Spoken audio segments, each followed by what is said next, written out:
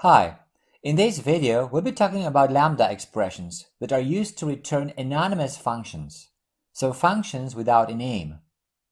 Lambda expressions are another way of defining functions, besides the def statement. There are a couple of differences between the two. First, lambda is an expression and can appear where a statement can't, like for example in a list literal or as an argument passed to a function. Second, lambda defines an anonymous function, whereas def defines a named function. Third, def defines a function in one place in the code, and the function is then referenced by name in another place in the code, whereas lambda defines inline functions. Let's define a function using the def statement and then using a lambda expression to see the difference. Here's a def-defined function. Definition and call. Well, it's very simple and straightforward. It just takes a word and repeats the word plus space times. And here it prints, and then he said, and repeat no 3 times. Let's run this program. And then he said, no, no, no. Okay, pretty straightforward. Now let me comment it out so that we can compare this def-defined function with the lambda function. And here's how we would define the same function using a lambda expression.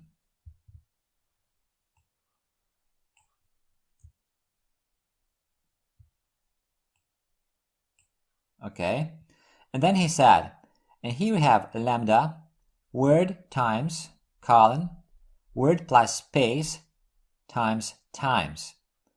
And here we have the arguments, no and 3. Now let's run this code. And then he said, no, no, no. So the output is now the same.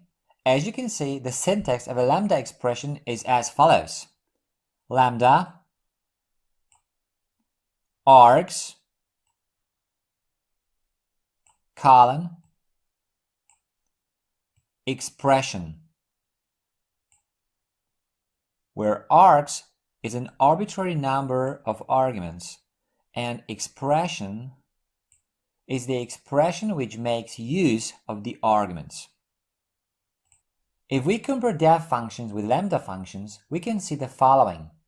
The arguments in a lambda correspond to the parameters of the def function, and the expression in the lambda corresponds to the value returned by the def function. As you can see, we don't assign the lambda function to a name. We're first defining the function inline inside the print function and then calling it directly there by passing the arguments in parentheses. But if we wanted, we could assign the lambda function to a name too. Here's how. Repeat equals lambda, word times, these are the arguments, colon, and the expression. And here we're using this repeat function inline.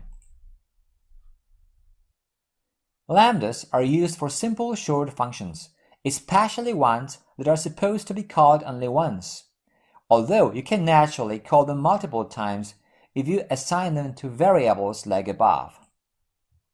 Lambda functions are limited to just a single expression, not a block of code. If you need a more complex code in your function, go with def instead. Lambdas are often used inside lists and dictionaries. Here's an example of a list. Here we have a list of 3 lambda functions, and these lambda functions just make simple calculations. And now we're calling these 3 functions in a for loop. So for each function in functions, print f5. So call the function defined here and here and here with x set to 5. Now let me run this program, and what we get is 13, 31, 1.0.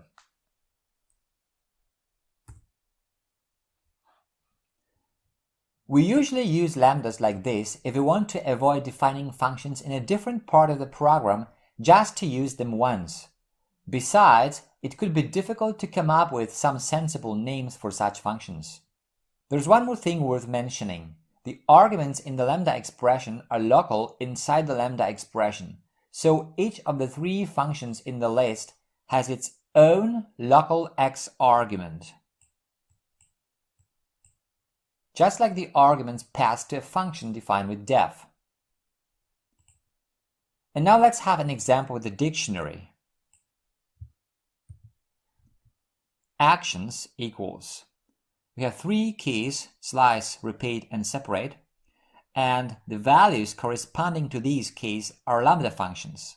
So here the lambda function just slices the word passed as the argument.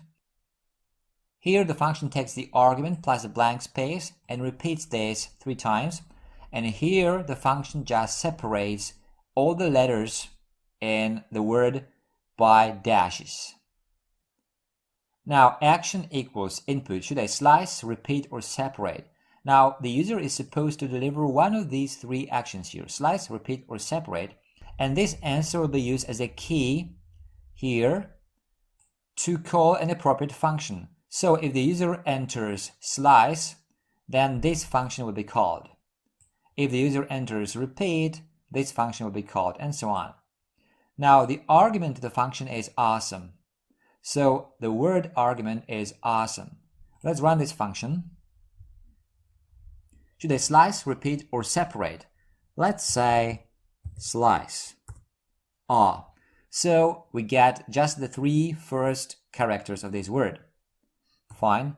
Let's run this program again, and this time let's say repeat. Awesome, awesome, awesome. Okay. And one more time, and this time let's type separate. And here we have all the letters separated by dashes. You can use all kinds of expressions in lambdas. Calling a function or using the ternary if expression works too. In the following example, we use the print function in the lambda expression. So, greet equals lambda name, just one argument, print hi, and here we make use of our argument. Enter. And now let's use this greet function with the argument Maggie. Hi Maggie. Fine. And in the following example, we'll use a ternary if expression. So, confirm 1 equals lambda x, 1 if x equals 1, else not 1. Fine. And now let's use our function confirm 1 with 1. And we get 1. And now let's use it with, let's say, 2, which of course is not 1. And we get not 1.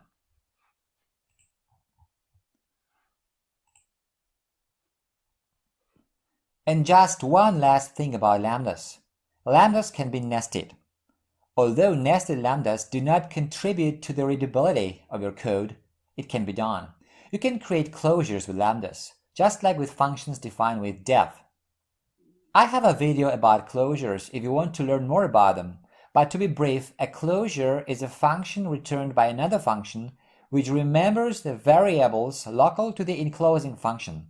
I don't want to go into too much detail here because this video is not about closures, and besides, closures are not typically defined with lambdas, but feel free to watch my closures video if you're interested in this topic.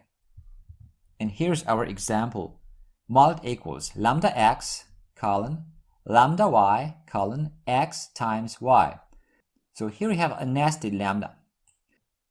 Let's now run mult with an argument and assign it to a variable. A equals mult 10. So here 10 is assigned to this argument x. And what this lambda function returns is this nested lambda. And the point is that this nested lambda remembers the value of x, which is set to 10. So now we can use a as a function because a is this nested function. A of 5 equals 50 because here it's a closure. It remembers the value of 10 and multiplies it by the value passed to a, 5. 10 times 5 equals 50. Okay, that's it for this video. If you like it, a thumbs up would be great. Also, make sure to subscribe for future videos. If you want to leave a comment or ask a question, you're welcome to do so. Thanks for watching.